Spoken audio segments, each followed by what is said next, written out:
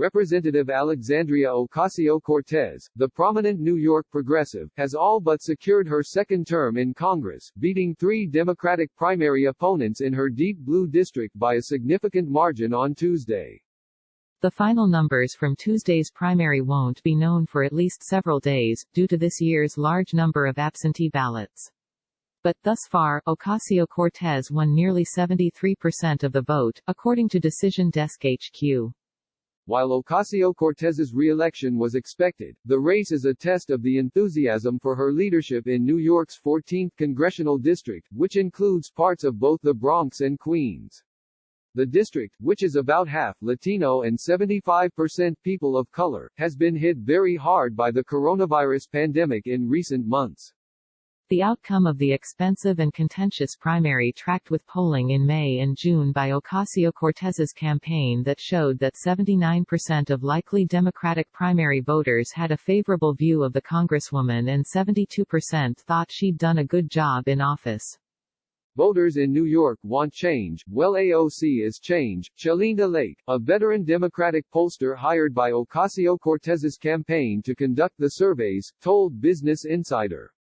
Voters in New York are not in the mood to fire her. She's been doing a good job for them. Despite Ocasio-Cortez's strong polling, she spent heavily on her re-election bid, dropping $6 million on her race after raising over $10.5 million as of June 3, the second most of any House Democrat.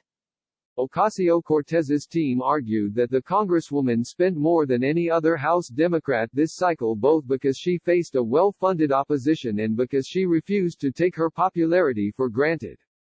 "We run like we're scared, and that's how you don't lose, is that you never take anything for granted," Lauren Hitt, the Congresswoman's communications director, told Business Insider. The Congresswoman tweeted on Tuesday night that her strong win gave her a mandate and erased any doubt that her 2018 win was an aberration.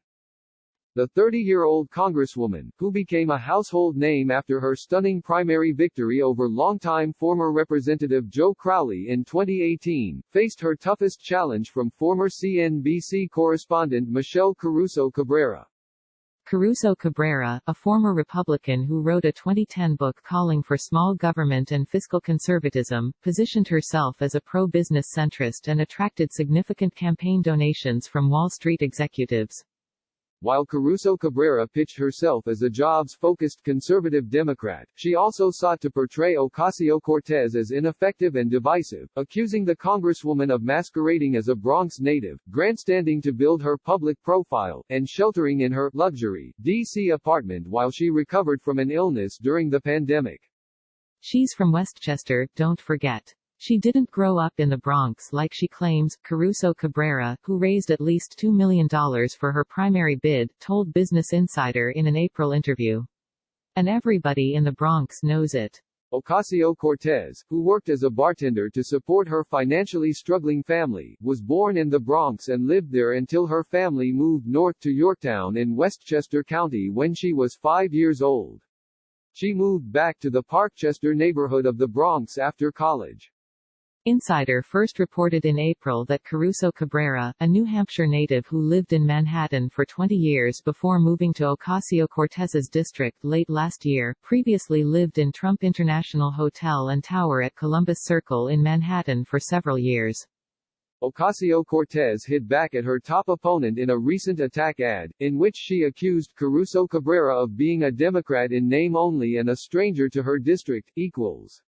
Foregoing some forms of traditional campaigning and canvassing, Ocasio-Cortez and her opponents focused on coronavirus relief efforts, delivering meals, masks, and other supplies to needy residents.